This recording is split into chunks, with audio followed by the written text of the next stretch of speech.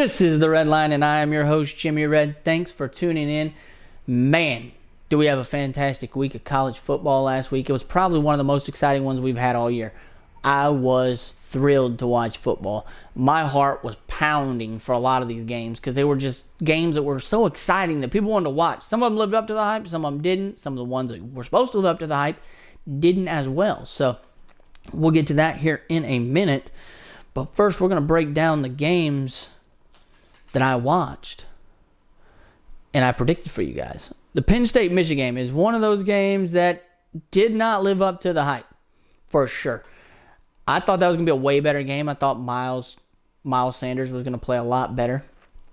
Obviously, Trace McSorley has been struggling, but Shea Patterson looks phenomenal, and that team looks great. They ended up winning that game. I predicted 20-35 Michigan. Wasn't even close to that. It was 42-7. Wow. Michigan is real. Let me tell you, folks. They're real. Also, LSU and Bama. I predicted that game. Bama 37, LSU 23. Expected that to be a lot closer. Nope. That defense for Alabama is real. Tua can be stopped. They've showed at times, but there's nobody ready to hang with Bama. Obviously, another quick tidbit on that game real quick. I heard something that's pretty cool about that. 1 out of every 4 players that plays in the LSU-Alabama game is drafted into the NFL. So think about it. Each team has 50 players, and 1 out of 4 gets drafted. That's 100. So 1 out of 4, that's 25 players that's on that field that are getting drafted. That's phenomenal. That's incredible. The stats are nuts. Also, Purdue and Iowa. I said Purdue was going to win 27-24. I had the spread pretty close. I said 3. The score was only 2. It's 38-36. So I was right there with about the numbers. They just both scored a little bit more. Texas, West Virginia. Hurt me to say it, as I mentioned in the last episode, that West Virginia was going to win, and they did. I said 42-35. I said they would win by a touchdown, but they only won by 1. It was closer than I thought. 42-41. So still a little upset to see the Longhorns lose, but at least it was only by 1, not 7. Also, Kentucky, Georgia.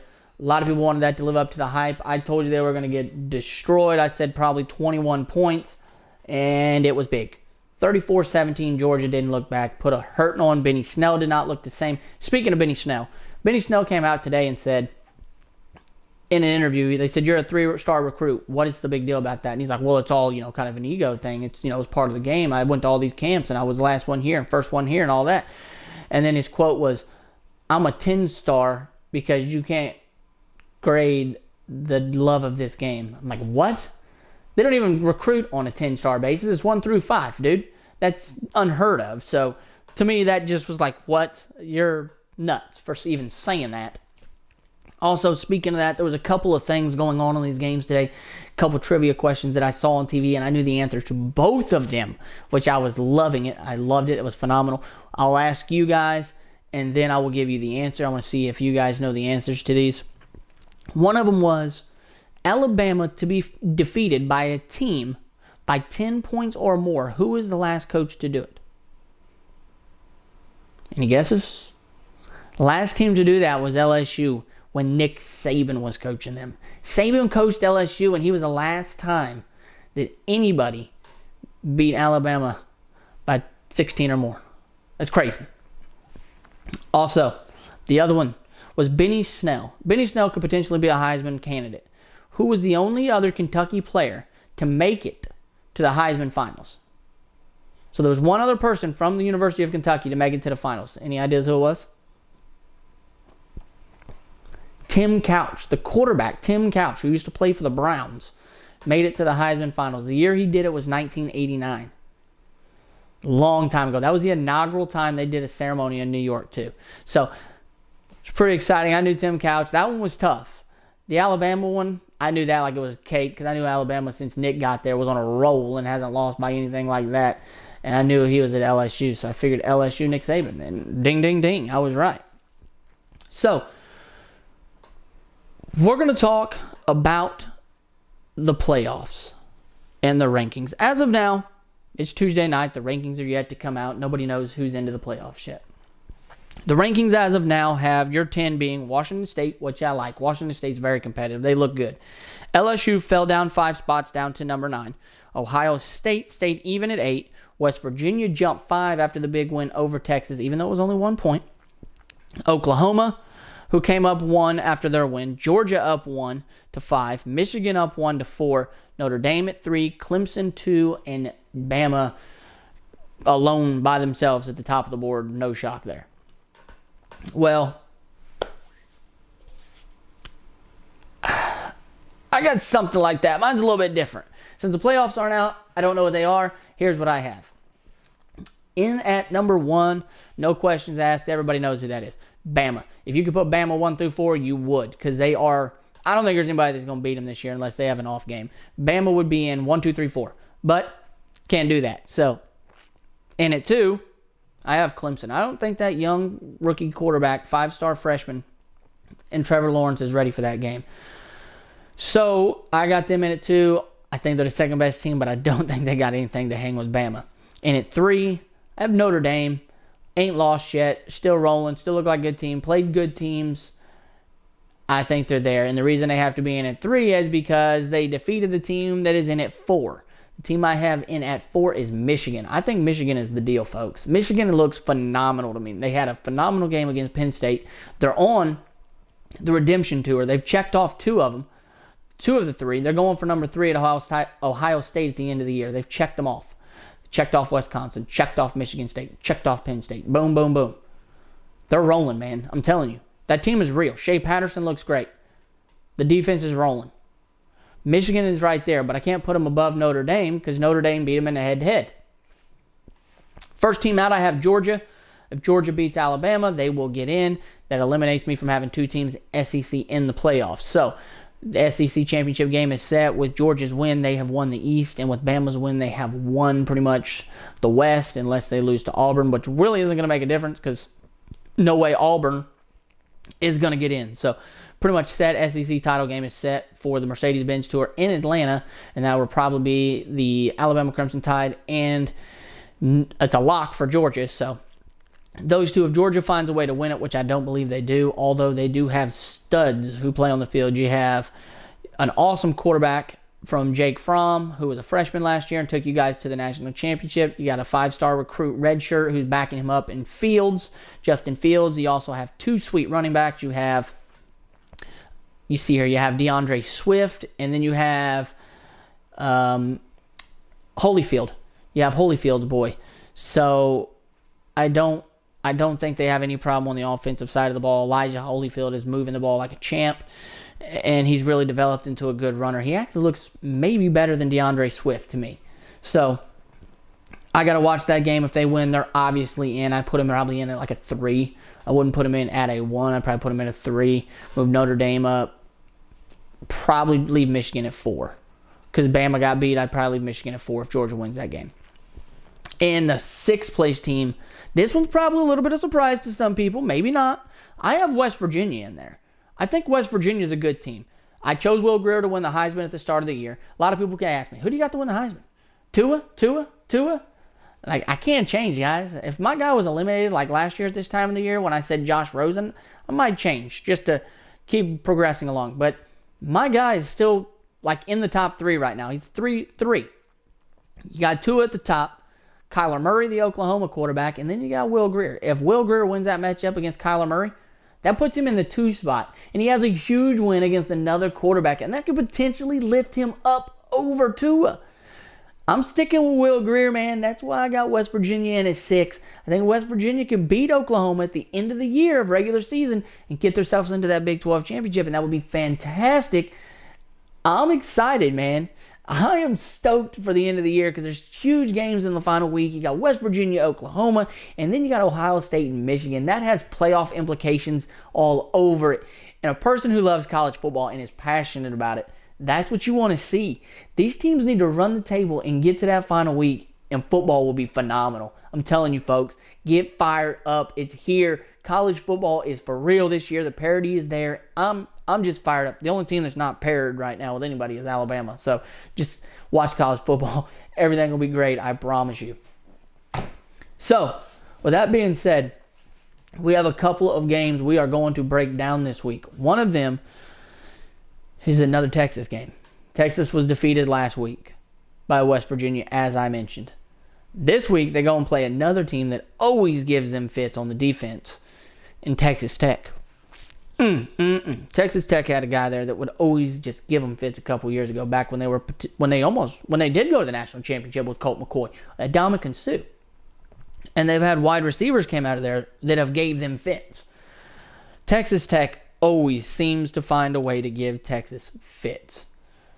I mean, I don't know how they do it, but they do. Their quarterback is no joke there. Alan Bowman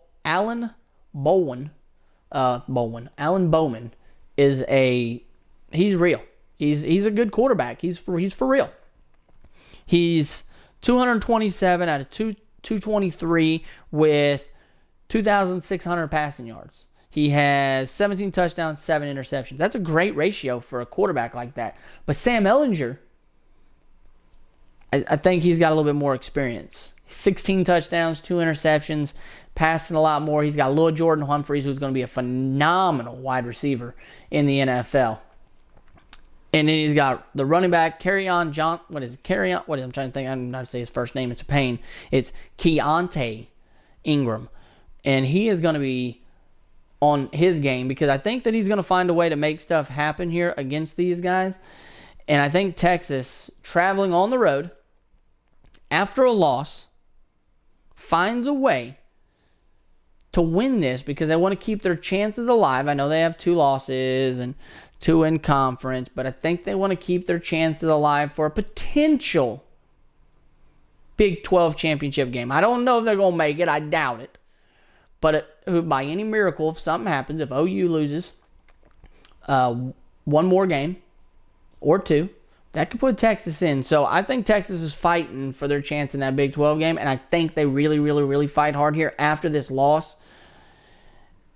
And I think Texas finds a way to win this game. They're going to win it in a close one. And it's going to be a shootout, because Big 12 usually doesn't have much defense. And I think they find a way to win it 38-35. So Texas 38-35 in a shootout of this matchup that's always, always, always close. The next one, a lot of people think, why are you talking about this? This isn't going to be much of a game. I think it's going to be Clemson and Boston College. A lot of people say, Boston College, what? Boston College is pretty good this year, folks. They're ranked in the nation, 22. They put teams to fit that are good teams. I mean, they beat Miami. They beat Virginia Tech, who everybody thought at the end of the year was going to be good. They lost to North Carolina State. Win looked good a couple weeks ago until they played against Clemson, and Clemson blew their doors off. They beat Temple. So they've got big wins there. Clemson's got big wins. They beat Syracuse. They blew the doors off of Louisville this week, 77-7. So that was a stomping. A couple years ago, it would have been a great matchup to watch. When you had the matchup between Deshaun Watson and Lamar Jackson, everybody wanted to see it. That was a game you would have been having college game day at. Now you're like, oh, Clemson's playing Louisville. They're going to blow their doors off. So both teams have big wins this year. And the spread's 20. I think that's a bit high. I like Clemson in this game. I really, really do. That young quarterback starting to turn around in Trevor Lawrence, that 5-star recruit they got, he's really, really, really starting to go. They have a back that is an elite back in Travis Etienne that is running all over all the defenses he plays against. And then they got the wide receiver that's been there for years and years and years in Renfro. So they got it going on that. So they got the knowledge with the wide receivers. They got a running back who's got a little veteran behind him, and they got a young quarterback. Plus, they have another one that can come off the bench as well for them, who showed his hand this week and looks pretty sporty as well. And plus, shout out to Dabo. Not a huge Dabo fan, but shout out to Dabo on your son scoring his first touchdown. That's pretty cool. I know that was cool to see as a father, so cool to see that. Congratulations for you and your son, your wife, and everybody on that one. So good job on that. I want to take Clemson in a win here. I like them to cover that spread of 20. I think it winds up being 21-41 Clemson. I think they... No, I don't think they covered a spread. Sorry, I looked down here. They do not cover that spread. Like I said, the spread was too high. I looked at the wrong score. 41-34. Do not cover the spread. Too much. Boston College hangs around too long. I don't think Clemson covers. Another one that looked compelling at the start of the year, still could be compelling if this team gets going, is TCU. They're playing West Virginia. West Virginia coming off that big win. When I saw that play that they lined up against last week, I had a feeling that they were going to run that ball with Will Grier. They lined up the first time, 4 receiver set, 3 left, 1 right. Timeout. Come back at the following time to come out with a 4 receiver set, 3 right, 1 left. Running back in the backfield. They call timeout again. They come back out this time in a 4 receiver set, 3 left, 1 right. And then move the running back just to the left side of his quarterback. He fakes the handoff on an RPO, steps around the backside of his running back, and walks right into the end zone, gets back there, gives the horns down, which I don't like doing, folks, just so you guys know. If y'all saw that, don't like it. But he gave the horns down, got a 15-yard penalty for it. I was just showing you guys what it looked like so you know. He got a 15-yard unsportsmanlike for that and excessive celebration, threw the football in the seats, the whole shebang-a-bang. It's a big deal.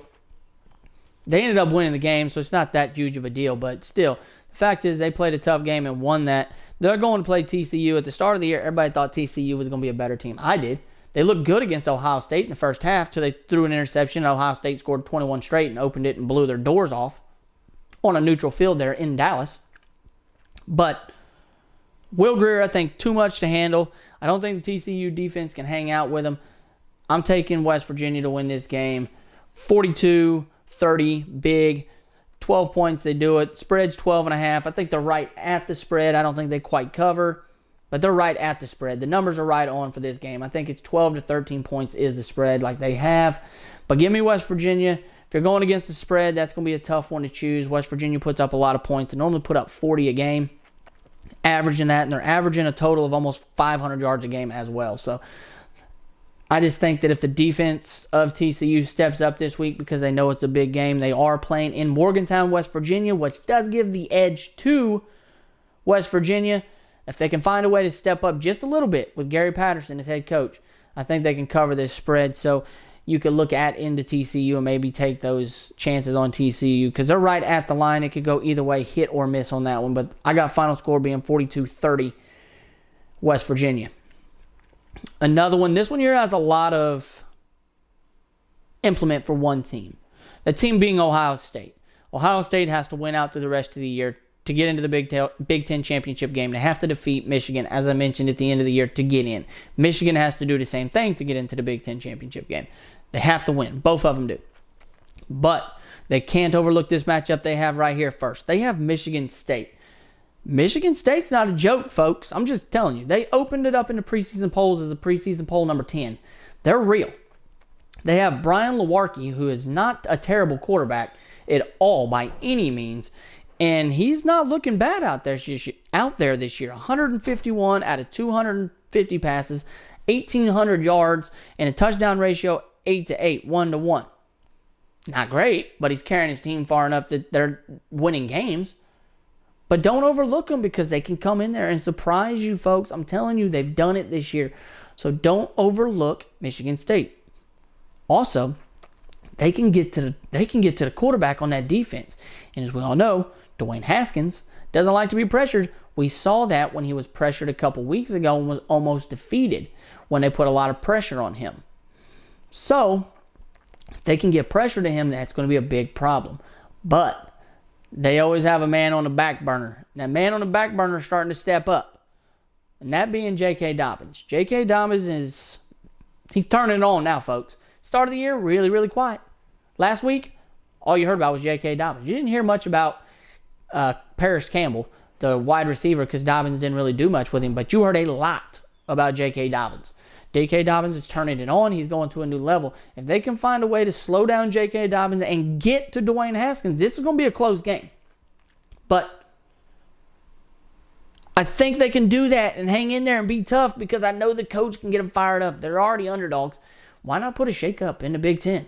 I think they hang in close. The spread for this game is a little bit right on the money, pretty much. A little bit low, I think. I got it at a 4-point game. I got it 28-24 Ohio State. They got the spread at 3.5. I got them covering the spread. If you're betting on this one, take Ohio State. I think they cover the spread. I think they come on late and find a way to win it. I think they do it on a potential last drive touchdown, or they do a stop, one or the other. So it's going to be a final drive stop in their territory. So they'll stop them on defense in their territory, or they will drive down the field and score a touchdown to win the game. That's how I got Ohio State winning this game. In a close one, they covered the spread 28-24. Another one.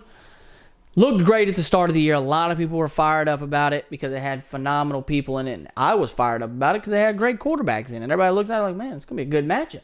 You got Nick Fitzgerald. Everybody thought he's pretty good for the Heisman candidate. Then you got Tua Tagovailoa. You had Harris and all of these guys who play for Alabama. And I thought Fitzgerald was going to be a little bit different this year. He has not lived up to the hype. Obviously, he couldn't play the first week for suspension. But he's not lived up to the hype so far this year. Alabama is on a league of their own. Tua threw his first interception last week against LSU, so he is 27-1 now. Fitzgerald is 10-7. So not a great ratio for him, but Tua's numbers look fantastic. Obviously, they haven't played as many good teams as Michigan State has up to this, or Mississippi State has to this point. They played better teams. They both have matched up against LSU already. Mississippi State got smoked, and Alabama beat them. So in this matchup here, I don't even think it's going to be close. The spread for this game here is 24.5. I got to be in 45-28. So it's going to be right there at the spread numbers. It's going to be close. 45-28. That's 2-7. That's 27. I got it at 20. I got it at 17. So a 17-point spread is what I have it at here. So 17-24. I don't think they covered the spread. Bama hasn't covered but a couple times this year. 17-24, I don't think they covered the spread, folks. So take Bama to win it in the money line, but against the spread, you're taking Mississippi State. I don't think that gets covered. They tried to cover some a couple times, and they were unable to do it, although they did cover last week. Spread was 14.5. They beat them by 29-0. So they would probably cover them then. So, but take Bama to win the game, and against the spread, take Mississippi State. And another one that I'm excited about, and this is just me being excited. Quarterbacks, not so much. Running backs, yep, fired up. Because that one is a Big Ten matchup of two running backs that I think are going to be phenomenal. And that's Wisconsin and Penn State. Penn State coming in after the throttling they just took from Michigan, 42-7. And Wisconsin not living up to what they were supposed to live up to this year. Alex Hornibrook has not looked like the Alex Hornibrook they had at the end of last year. And neither has Trace McSorley. He has not looked like the same quarterback that Penn State had last year. But they're running backs, boys. Let me tell you what. Jonathan Taylor, his numbers are not as good as they were last year, but he's still a phenomenal back. He is 208 carries for 1,300 yards and 11 touchdowns. That's pretty good for a running back in college. He's going up against a guy who's a first-year starter here at Penn State after Saquon left, and Miles Sanders. Sanders only has 850 yards, but he has 8 touchdowns on 143 carries. He's got way less carries because he's splitting backs. But this is going to be a matchup that you watch if you like ground and pound football, because you're not going to have a whole lot of passing. If there is, it's not going to be any reason to watch it, because Trace McSorley's not very good, and neither is Alex Hornibrook. So if you watch this game here that's 12 o'clock on TV on Saturday, I think you watch it because you're a guy who likes to watch running football. And that's why I want to see it, because it's a running... I like to watch running football from time to time. I don't always want to watch them aired out. And this one here is going to be one I'm sure scouts watch, because if you're looking at a back for your team, this is going to be one where you can see who's got dimension to them between these two teams right here. Big Ten's always got pretty good defense as well, considering they're not the Big 12, who doesn't really concentrate too much on defense. They're more of an offensive side. Big Ten can usually make pretty good defensive players to come out into the draft. So that will really give you a target on what these running backs can do. I have the matchup here as a 9-point spread. And I got the score being 32-24 Penn State with the win. That is an 8-point spread. So I have it at 8, and they have it at 9 right here. I have it as a 9-point win for Penn State. So they're right on the numbers here for sure. That's a close one to pick. If I'm going to pick a game on this one, I'm going to stay away from it in Vegas. I really don't like it, so I'm going to stay away from this one. I'm going to go with Penn State, though, in the money line. But if I'm going against the spread, I'm staying away from it. I don't like it. So stay away from it if you can, in my opinion. Well, that's all the time we have here, folks, on the Red Line. Make sure you come back here next week. Find out how I did on Week 11. Find out what the new rankings are for the college football playoffs right here with me, Jimmy Red, on the Red Line. We'll see you guys then.